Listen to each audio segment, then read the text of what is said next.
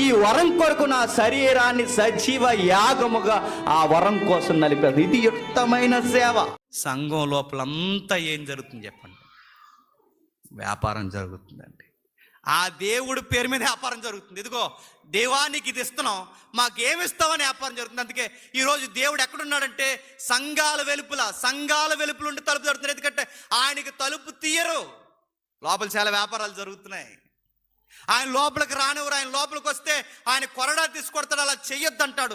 బయట అంతా ఏముందంటే బయట ఆయన కూర్చోబెట్టారు, లోపలంతా ఇలా కూర్చున్నారు. వ్యాపార లావాదేవీలతో మధ్యవర్తులు అందరూ బాగా లబ్ధి పొందుతున్నారు. మళ్ళీ తిరిగి భక్తి ఎక్కడికి వచ్చింది చెప్పండి? బాబేలు గోపురం దగ్గర. ఇప్పుడు మీరు చూడండి, ఈ వ్యూ మీకు అర్థమైతే చర్చిలకు వెళుతున్న వారిని, గుడులకి గోపురాలకు వెళుతున్న వారిని, మసీదులకు వెళుతున్న వారిని, అందరు భక్తుల్ని మీరు చూడండి. దేవుడి దగ్గరికి ఎందుకు వెళ్తున్నవారు అంటే మరి ఆయనకి ఇది ఎత్తున్నాం, దీన్ని బట్టి మాకు ఏదో ఒకటి కమిట్మెంట్లు కూడా చూసారు ఎలా ఉంటాయో. ప్రభువా ఈ 2024లో మేము అనుకున్నది జరిగిపోతే చెప్పండి మా తల ఇచ్చేస్తాం ప్రభువా అన్నారట. ఏమి ఇచ్చేస్తారండి? తల అంటే ఇది కాదు చెప్పండి, ఇది సుండ్రు జుట్టు, ఇది ఇచ్చేస్తాం ప్రభువా నువ్వు అనుకున్నది జరిగిపోయిందంటే ప్రభువా ఇదిగో చెప్తున్నాం ప్రభువా మా మొదటి జీతం నీకు నేను అడుగుతున్నానండి ఇవ్వద్దని. నేను దేవుడికి ఇవ్వద్దన్న పాయింట్ చెప్పలేదు. చాలామంది అపార్థం చేసుకుంటున్నారు. ఎందుకంటే మొన్న మధ్య నామే పడిపోయారు, జేమ్స్ ఏమి ఇవ్వద్దు అంటాడు. ఇవ్వద్దని కాదు, ఈ ఉద్దేశంతో ఇవ్వద్దని చెప్తున్నాను నేను. ఈ ఉద్దేశాలతో ఇవ్వకండి. ఈ ఉద్దేశాలతో అంటే దేవుడు అది ఇస్తే నీకేదో చేస్తాడన్న ఉద్దేశంతో ఇవ్వకు. మరి ఏ ఉద్దేశంతో ఇవ్వాలి? నీ దేవుడు నీ తండ్రి అయ్యా, నీ తండ్రి కార్యం కొరకు ఏదన్నా ఇవ్వు తప్ప అది ఇస్తే నాకేదో ఇస్తాడని అన్నావంటే నువ్వు దేవునితో ఏం చేస్తున్నావు తెలుసా? వ్యాపారం చేస్తున్నావు. అందుకే ఇది ఇచ్చాం అది ఇచ్చాం ఏదో ఇచ్చాం దేవుడు మాకేమి ఇస్తాడని ఊహించుకోకండి.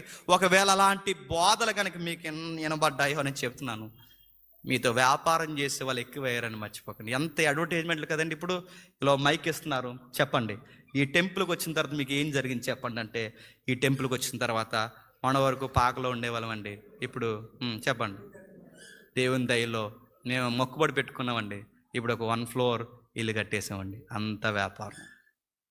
మనం అలాంటి ఏం చెప్పం. ఇక్కడికి వచ్చిన తర్వాత మీకు ఏం జరిగింది చెప్పండి. ఈ చర్చకు వచ్చిన తర్వాత మీకు ఏం జరిగిందంటే దేవుని దయ వల్ల ఏంటండి మీ చర్చకు వచ్చిన తర్వాత మాకెందుకో కానీ కిడ్నీలో రాళ్ళు పోయాయి అన్న. పోతే పోతాం, మరి రాళ్ళే పోతాయి. అడుగుతుంది అంతా వ్యాపారం చూసారా? అంటే ఈ చర్చకు వస్తేనే ఎందుకు తగ్గిపోతున్నాయి? ఓ గోపురం కట్టారు కనుక. అర్థమవుతుందా? అదో గోపురం, బాబేలు గోపురం. ఆ గోపురంలోకి వెళ్తే అన్నీ పోతాయి. అందుకే అక్కడ ఆ గోపురంలో ఎవరు ఉంటారయ్య అంటే దేవుడు ఉంటాడన్న ఒక ఫీలింగ్. నేను మరలా చెప్తున్నాను, దేవుడికి మీ ఇచ్చేవి కదా ఆయనకి కావాల్సింది. ఇచ్చే నువ్వు కావాలి, గుర్తుపెట్టుకో. నువ్వు కావాలి, ఆయనతో మాట్లాడు. మొకల్లే దేవా నేను నీతో ఉండాలనుకుంటున్నాను, నువ్వు నాతో ఉండు. నాతో ఉంటే దేవుడు అన్నాడు నా రాజ్యాన్ని నీతిని ఎదిగితే నువ్వేం అడగాల్సిన అవసరం లేదు, నీ చింత యావత్తు నా మీదే, నేను ఉన్నానని నమ్మే అలా ఉండిపో, నీకు సమస్తము సమకూర్చి జరిగిస్తా. ఇది జరిగినా జరగకపోయినా నాతో ఉండు. ఈ యుగంలో జరగకపోయినా రాబోతున్న యుగంలో శాశ్వతమైన నిత్య జీవం ఇస్తాను, నన్ను నమ్మవయ్యా అన్నాడు. ఇది అర్థమవుతుందండి మనకి. ఎప్పుడు చర్చకు వచ్చినా మనం ఏదో ఒకటి ఎక్స్పెక్ట్ చేసి వస్తాం. ఎక్స్పెక్టేషన్ ఏంటి చెప్పినా మాకు ఏం చేస్తాడండి అని. అందుకే చాలామంది నన్ను ప్రార్థన చేయమంటారు, ఏమని చేయాలి నాకు అర్థమవుతుంది. నాకు ఈ సబ్జెక్ట్ అంతా చెప్తే వాళ్ళకి అర్థమవుతుంది.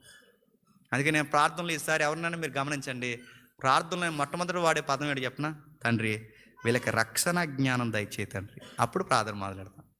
ఎందుకంటే అది చెప్పాలి, వీళ్ళకి జ్ఞానం దయచేయి తండ్రి. వీళ్ళు ఏదో అనుకుంటున్నారు, ఈ జ్ఞానము ఆత్మీయంగాను భౌతికంగాను వీళ్ళని దీవించు తండ్రి.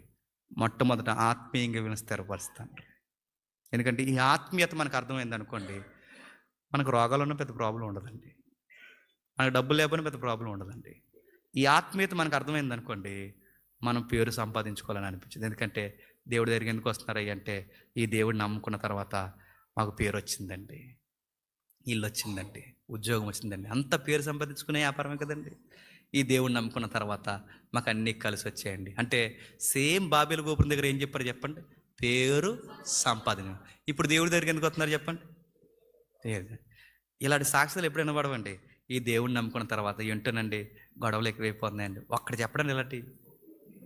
కానీ బైబిల్ ఏం చెప్తుందో చెప్పనా, ఈ దేవుడిని నమ్ముకున్నాక మీ ఇంట్లో గొడవలు ఎక్కువైపోతాయి, గుర్తుపెట్టుకో. ఈ దేవుడు నమ్ముకున్న తర్వాత ఆస్తులు తరిగిపోతే గుర్తుపెట్టుకో. ఈ దేవుడు నమ్ముకున్న తర్వాత సమస్యలు ఎక్కువైపోతాయి. ఎందుకంటే నమ్ముకున్నాక ఈయన అన్నాడు, నన్ను నమ్ముకున్నా గనక ఈ లోకానికి నువ్వు విరోధం అవుతావు. తండ్రి కొడుకులు గొడవలు వచ్చేస్తాయి, అత్త కొడుకులు గొడవలు వచ్చేస్తాయి, కుటుంబంలో గొడవలు వచ్చేస్తాయి. నా నామను బట్టి నిన్ను ద్వేషిస్తా. నేను ద్వేషించకుండా అందరూ సన్మానం చేసి నీ కుర్చీ చేసేస్తున్నారంటే సంథింగ్ రాంగ్. నీ భక్తిలో ఏదో తేడా నడుస్తుంది.